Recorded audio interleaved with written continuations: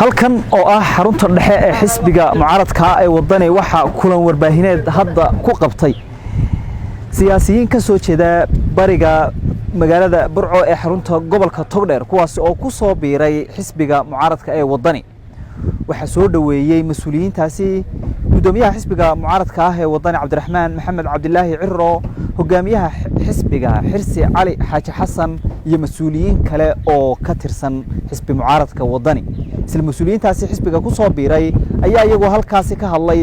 kana warbixiyay sababta ay uga soo baxeen xisbigii kulmiye ee ay ka tirsanaayeen magacaygu Cabdilaahi Cali Ibrahim ahaa wasiir hore oo gaashaandhigga dawladdii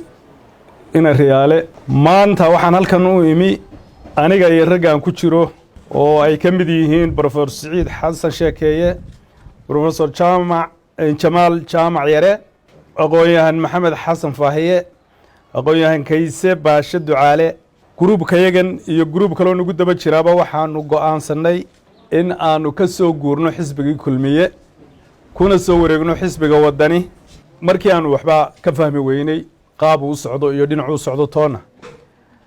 qofka bini'aadankina muddo yar muddo jahawareer ku jiri kara laakiin jahawareer fara badan oo ka jira xisbigaas aawadii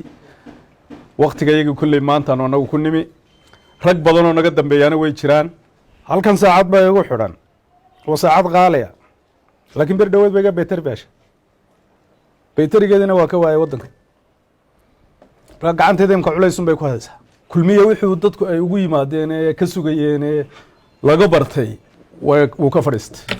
markaa saacaddaa fadhiistay beetari uu ka dhacay ayuu la mid yahay markaanu maanta waxaan leeyahay xisbigaasu baaralaysir buu galay sida laga filayay iyo sidii dee uu xisbigu ahaa midna muu noqon kulmiye tayga cas baa noo dhexeeya waxaan malaynayaa dadka qaar ba isweydiinaya oo taygu waa bahalka la isku qurxiyo une muxuu macnihiisu sheegaya siyaasiga tayga cas baa ka dhexeeya hadduu shaygu casaa noqdana waa dagaalku maanta noo bilaabmay siyaasiga ahi cadaawadi ma jirto oo sida aanan dee waxba ugu talax tegay in wixii khalad iyo cillad iyo ceeb uu lahaa aanan u sheegin baa iga dhab ah laakiin dagaalka siyaasigu waa iga dhab ha ku talagalo aniga iyo ragga ila socdaa waxa weeyaan meesha waanu ka bedelaynaa madaxweynaha future-kan insha allahu Cabdiraxmaan baanu saarayna isku canaanan mayno inaanu halkaa intaan ka tago oo laba gaari ka haysto faamigayga ciyaalkayga qaado oo aan garada ka soo codeeyo oo muse aan u codeeyo iskumaan canaan runtii hadda isku canaanan maayo markaan ceebi baan arkay laakiinse waxaa ka soo gadaal maray sidii dee wixii uu odaygu sheegayey fartii ragga dadkaa farta eeday ayaanu ka mid ahay aniga ciyaalkayguba waan xusuustaayo ciyaalku hungaacay ku wada waasheen wallaahi qof aan hungaacini ila waxyar inoo labiito 16 jir aan weyn magaalada ka bixin tabeetana hungaac waxaan xusuustaa uu stiil yarkiisaan u dhibay iyo saan fartayda u aadnay xisbiga waddani hadda yarto dadka aqoonyahanka iyo siyaasiyiinta iyo dadka cunfiga iyo cusrada aan lahayn ba hadda ku biiro ba hadda waxa xoog iyo awood haystaan la gala in mar kasta iyo waqti kasta xukuumaddii taada haysay iyo madaxweynaha aan dooranay uu ka darayo hadda waxba ku cusub oo hadda taaganba in waxaan ogeyn in dadka marka la magacaabayo ee la dooranayo in dadka siifiya la qaado oo salaadii kaxeeyaan oo la garba laga dhigo oo social media la geliyo hadda tiiba inta laga yimi ayaa waxa la marayaa in qofkii la foqo oo kii la eriyana la foqo kii la magacaabiyana la foqo oo inta loo yeero qol hoosti lagu yiraahdo waa ku magacaabay adigana waa ku eriyay talada halkaas bay maraysaa waxaad moodaa biyaha hortooda moodaa gaashooduna waa hubo ilaa anaguna hadda waxaan diyaar u nahay inaanu xisbigan iyo musharaxa madaxweynaha iyo gudoomiyaha xisbiga aanu dhisno aan la shaqeyno wixii heel iyo hoobaba ah aan wadada ku soo biirino mana aha intayadan shanta halka adeer wasiirku magacaabay ma nihin waxaanu ceeliyada ma nihin xisbigana rag waa ku wada jira sida loo dhan yahay dadku xisbiga waa ku jiraan mabda'ana waa qaateen waa lagu soo kala horeynayaa uun guul baan u rajaynayaa xisbiga iyo musharaxa madaxweynaha waxaanu garanay xisbiga waddani maanta inuu yahay future-ka waddankani ee soo socda baahida keentay inaan maanta xisbigii intaasi aan ku soo jirnay aanu ka baxno indhihiina arkaya